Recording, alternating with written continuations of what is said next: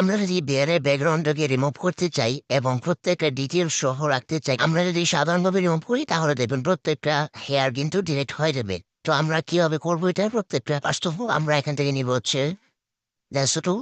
দেন আমরা জাস্ট এই বিরল থেকে সিলেক্ট করে নেব। ওকে, সিলেক্ট হয়ে গেলে চলে যেতে হবে লেয়ারে।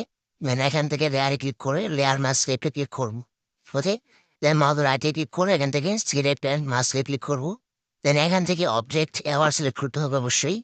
তারপর এখান থেকে ২ নাম্বার ব্রাশটা সিলেক্ট করবেন। দেন এখান থেকে প্লাস চিহ্ন রাখবেন। দেন জাস্ট এভাবে দেয়ালটা চারদিক দিয়ে এভাবে ব্রাশ করে নিন।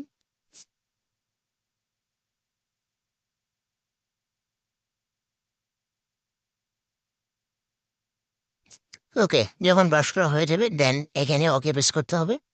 এবার যদি আমরা জুম করে দেখি তাও দেখতে পাবেন প্রত্যেকটা হেয়ার কিন্তু আছে, প্রত্যেকটা ডিটেল কিন্তু আছে। তো এই ছিল আমাদের আজকের ভিডিও।